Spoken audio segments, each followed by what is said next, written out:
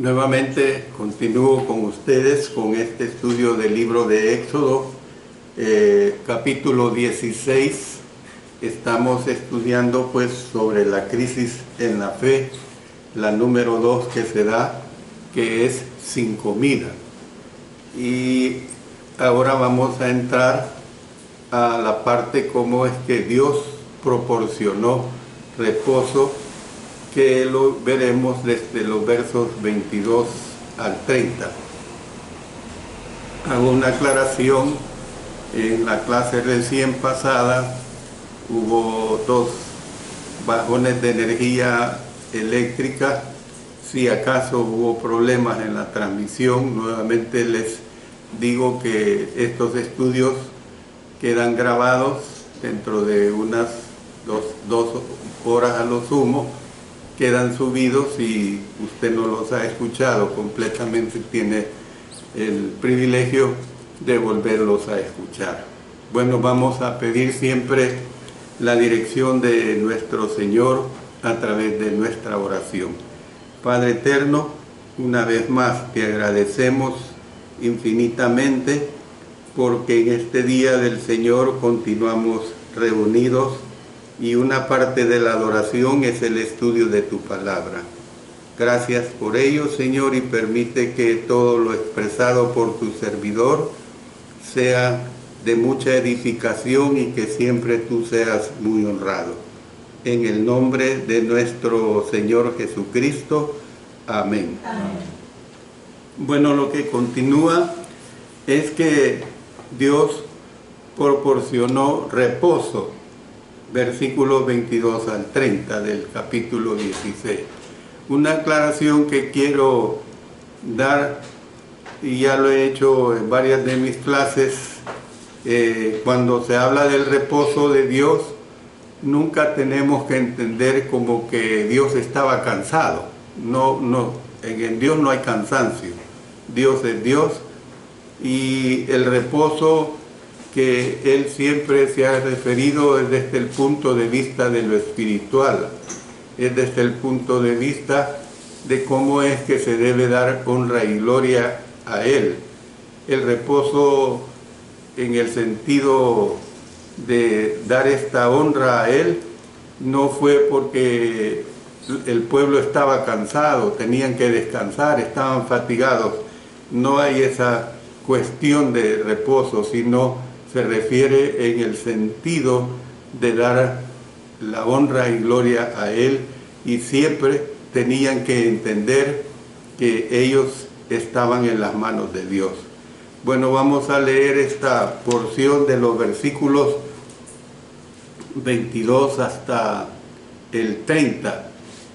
Dice así la Sagrada Escritura: en el 6º día recogieron doble porción de comida, 2 gómeres para cada uno, y todos los príncipes de la congregación vinieron y se lo hicieron saber a Moisés. Y él les dijo: esto es lo que ha dicho Jehová: mañana es el santo día de reposo, el reposo consagrado a Jehová. Lo que habéis de cocer, cocedlo hoy, y lo que habéis de cocinar, cocinarlo, y todo lo que os sobrare, guardadlo para mañana. Y ellos lo guardaron hasta la mañana, según lo que Moisés había mandado, y no se aguzanó ni hedió. Y dijo Moisés: comedlo hoy, porque hoy es día de reposo para Jehová. Hoy no hallaréis en el campo, 6 días lo recogeréis, mas el 7º día es día de reposo, en él no se hallará. Bueno, esto es lo que vemos acá en una forma muy clara. Bueno, ¿qué es lo que vemos? Vemos que otra regla en relación con el maná eclipsó las demás. ¿Cuál fue esa otra regla que eclipsó a las demás? La regla del día de reposo. En el 7º día el pueblo recogería el doble de maná, 2 gómeres por persona. O sea, ¿se acuerdan que en la clase pasada vimos que era equivalente a medio galón?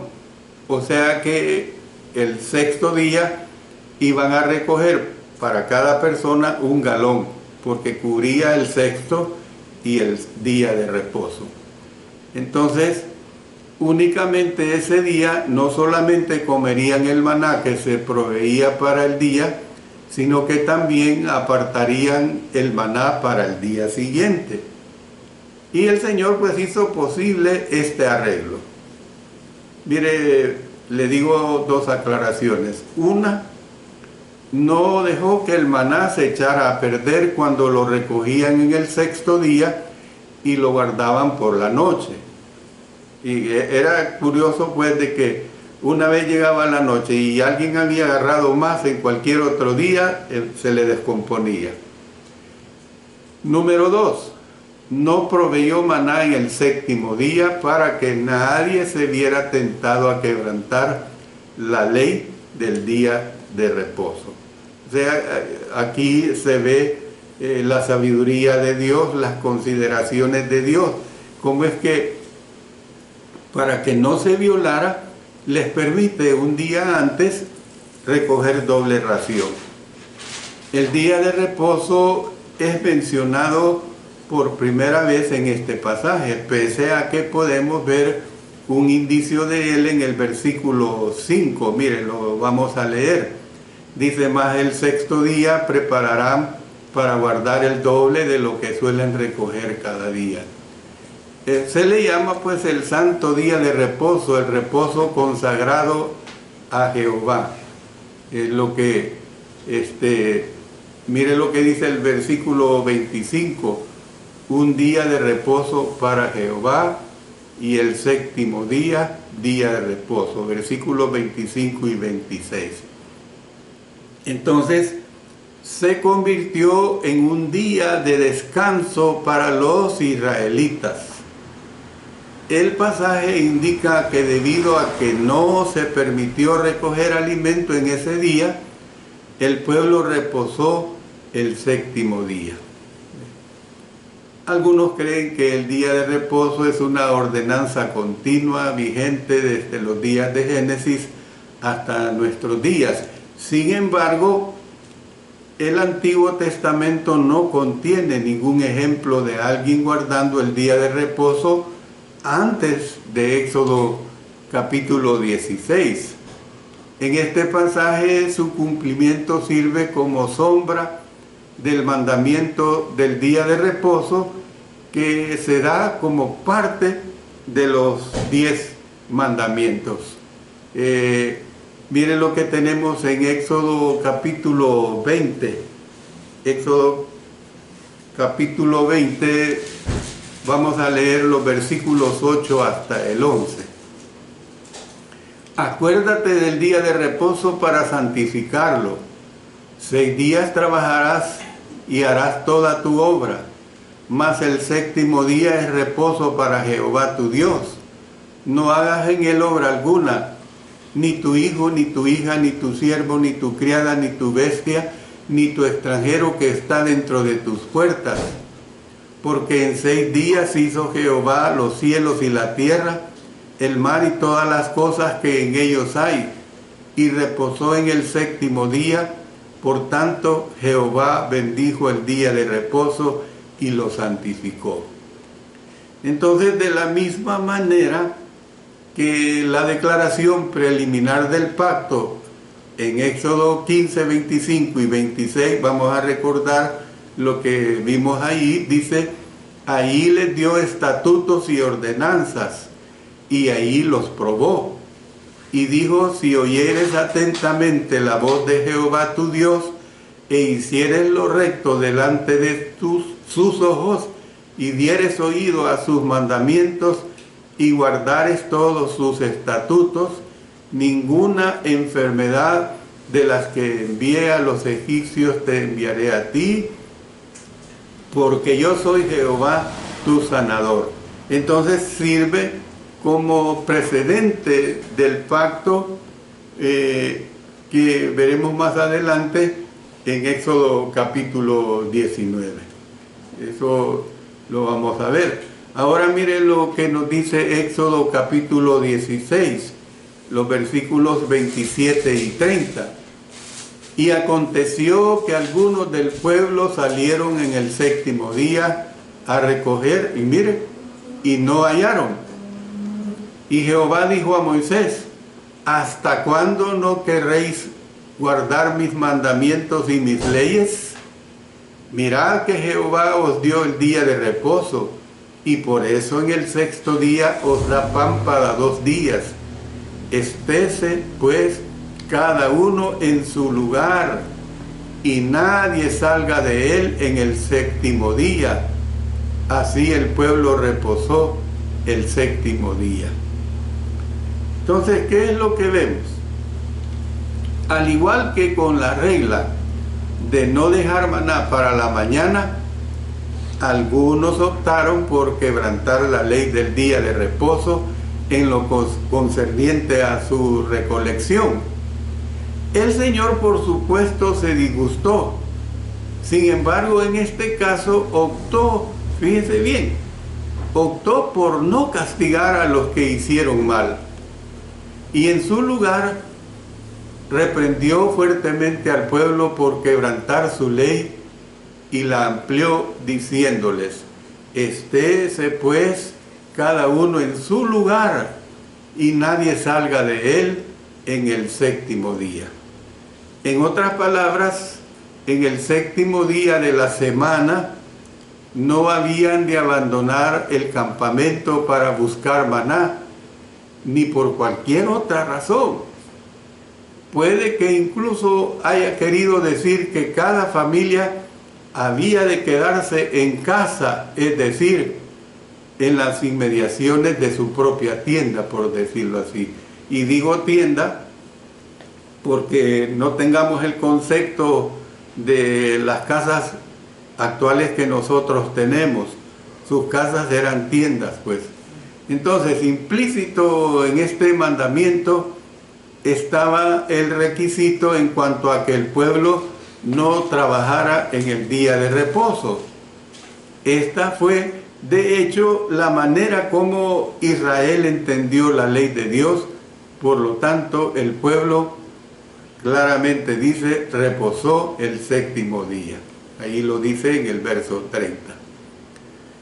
Entonces, lo que estaba implícito pues en la ley en relación con el maná se hizo explícito en los 10 mandamientos, los cuales fueron dados a Israel aproximadamente un mes más tarde. Esto evidentemente lo veremos a su debido tiempo. El mandamiento de Éxodo 20 pues amplía el requisito acerca del maná, en vista de que no dice simplemente no recogerás maná en el día de reposo, sino que dice no hagas en él obra alguna. Entonces Dios ordenó al pueblo diciendo: acuérdate del día de reposo para santificarlo, lo dice en Éxodo 28. Luego agregó específicamente de qué manera habían de santificar el día o apartarlo de los otros días, diciendo, miren lo que dice en Éxodo 20:10. El séptimo día es reposo para Jehová tu Dios, no hagas en él obra alguna. Bueno, entramos a otra parte. ¿Cuál es otra parte que tenemos en este capítulo 16 de Éxodo? Que Dios proveyó un símbolo de su provisión. Se lo repito, Dios proveyó un símbolo de su provisión. Vamos a leer estos versículos 31 hasta el 36.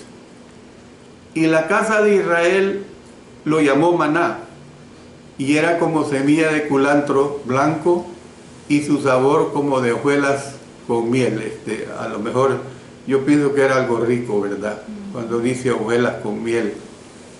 Y dijo Moisés: esto es lo que Jehová ha mandado: llenad un gomer de él y guardadlo para vuestros descendientes, a fin de que vean el pan que yo os di a comer en el desierto, cuando yo os saqué de la tierra de Egipto. Y dijo Moisés a Aarón: toma una vasija y pon en ella un gomer de maná, y ponlo delante de Jehová para que sea guardado para vuestros descendientes. Y Aarón lo puso delante del testimonio para guardarlo, como Jehová lo mandó a Moisés. Así comieron los hijos de Israel maná 40 años, hasta que llegaron a tierra habitada. Maná comieron hasta que llegaron a los límites de la tierra de Canaán. Y un gomer es la 10ª parte de un efa.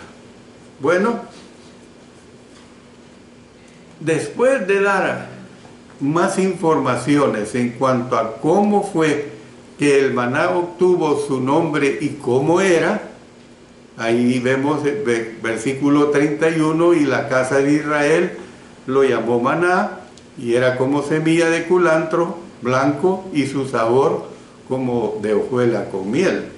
Entonces, el pasaje dice que Dios le dijo a Moisés que guardara un gomer de maná para que las futuras generaciones recordaran la manera como Dios proveyó comida para Israel durante sus años en el desierto. Moisés le dijo a Aarón que la vasija de maná había de ser colocada delante de Jehová, y por consiguiente Aarón la colocó delante del testimonio. El testimonio es una referencia a las tablas de la ley que fueron colocadas en el arca del pacto, en el compartimiento interior del tabernáculo.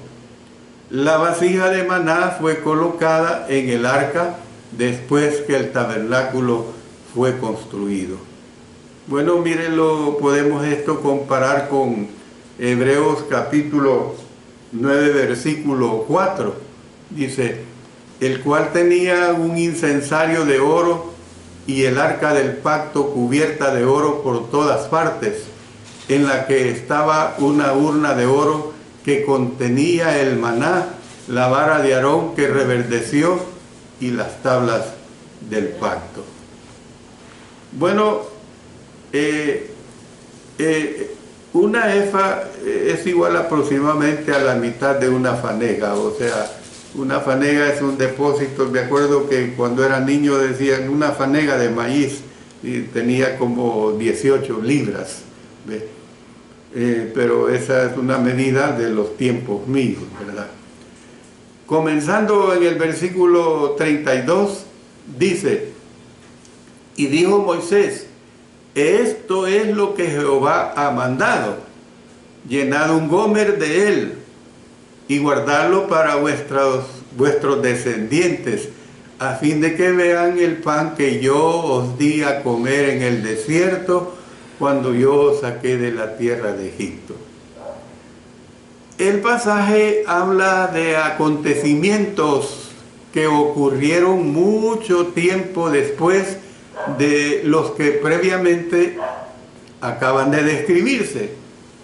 En primer lugar, se refiere a lo que Dios le dijo a Moisés hacer después de que se completara el tabernáculo, o sea, más de un año después. Y esto también en los siguientes libros lo veremos. Luego, o sea, en segundo lugar, pues, el relato salta adelante en el tiempo, hablando de lo que sucedió en relación con el maná durante los siguientes 40 años. Entonces, esta historia del maná es dada junto con la explicación de un término de medida que podría ser desconocido para los lectores. Entonces, todas estas declaraciones indican pues que el autor vio los acontecimientos desde una fecha posterior, incluso bastante posterior. Sin embargo, mire lo que dice Éxodo 16, 35. Éxodo. Así comieron los hijos de Israel maná 40 años, hasta que llegaron a tierra habitada. Maná comieron hasta que llegaron a los límites de la tierra de Canaán. Entonces no había de que el maná cesara, o no habla, mejor dicho, de que este maná iba a cesar. El maná no cesó sino hasta que Israel hubo entrado a Canaán. Hasta entonces, fíjense. Y yo les doy las razones porque cesó. Miren lo que dice Josué 5:12. Y el maná cesó el día siguiente. ¿Y qué cosa, verdad? El día siguiente ya no hubo maná. Desde que comenzaron a comer del fruto de la tierra, y los hijos de Israel nunca más tuvieron maná, sino que comieron de los frutos de la tierra de Canaán aquel año. Sino que solamente continuó hasta que, dice, es bien claro, llegaron a los límites de la tierra de Canaán. El pasaje todavía podría haber sido escrito por Moisés. La importancia del maná podría difícilmente exagerarse.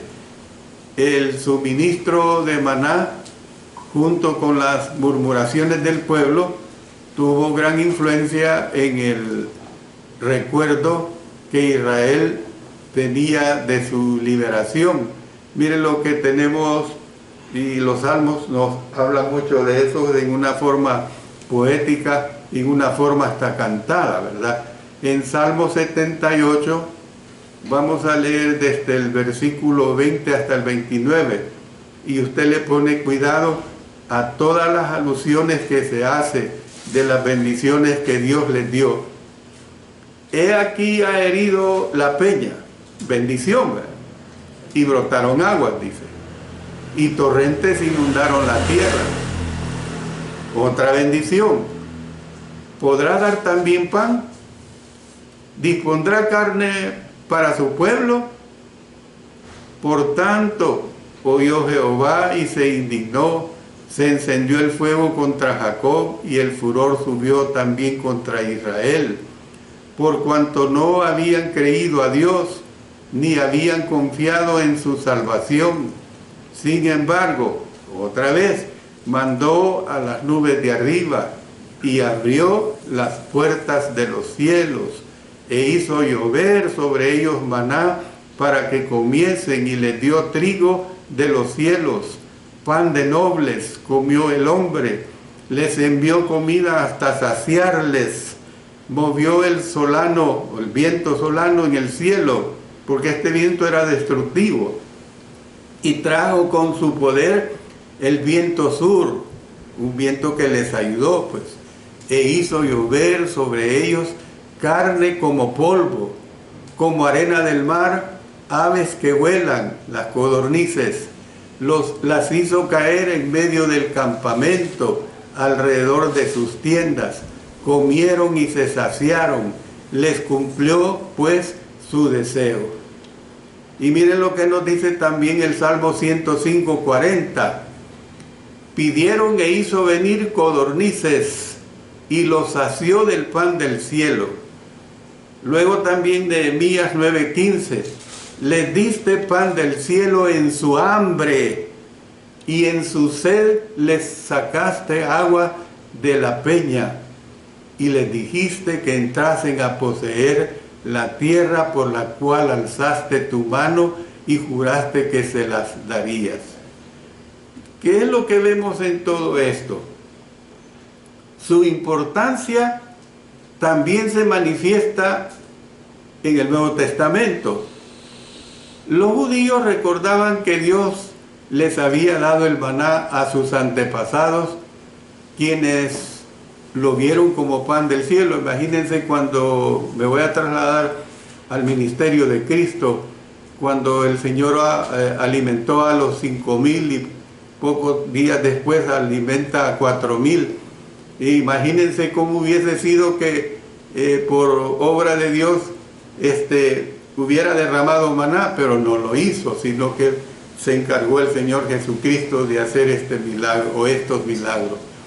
Dice en Juan 6:31, nuestros padres comieron el maná en el desierto, como está escrito, pan del cielo les dio a comer. Jesús, sobre la base de este entendimiento, afirmó, hermanos y hermanas, ser el verdadero pan del cielo. Juan 6:32 dice, y Jesús les dijo, de cierto os digo, no os dio Moisés el pan del cielo, mas mi Padre os da el verdadero pan del cielo, el pan de vida. Mire lo que dice el versículo 35 de Juan 6. Jesús les dijo, yo soy el pan de vida, el que a mí viene nunca tendrá hambre, y el que en mí cree no tendrá sed jamás. Usted entienda esto, nunca tendrá hambre espiritual, porque siempre estará lleno espiritualmente. Nunca tendrá hambre física, pues. Nunca tendrá esa hambre física porque siempre tendrá el pan del cielo, el pan de Dios. Yo termino diciéndoles, hermanos y hermanas, lo siguiente. La respuesta paciente de Dios para con las murmuraciones de los israelitas superó con creces lo que ellos solicitaron. El Señor no se puso rebelde, fue muy misericordioso. Ahora no confundamos que el Señor, porque en esta oportunidad no les retribuyó con castigo, no comprendamos que el Señor así procede continuamente. El Señor nos habla seriamente de que el que no es obediente a su palabra tendrá justa retribución.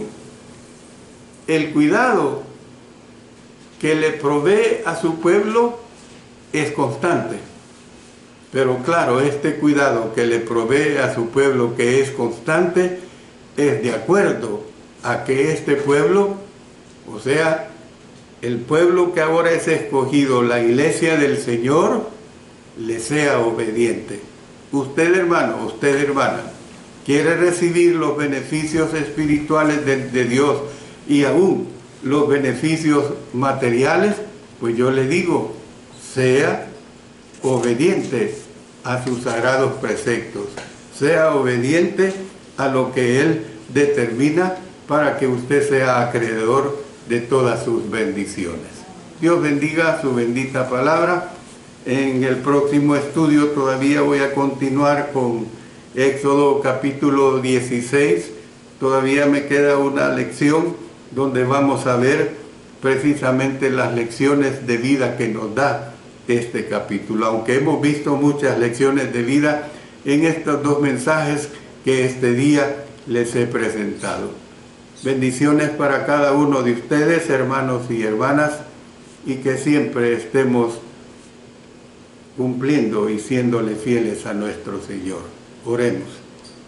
Dios Todopoderoso, te damos agradecimientos múltiples, porque tu palabra es tan bella, tan hermosa, que nos redarguye de cualquier circunstancia, de cualquier situación. Aprendemos mucho de ello y lo hacemos muy agradecidos, porque tú nos lo permites. En el poderoso nombre de nuestro Señor Jesucristo. Amén. Amén.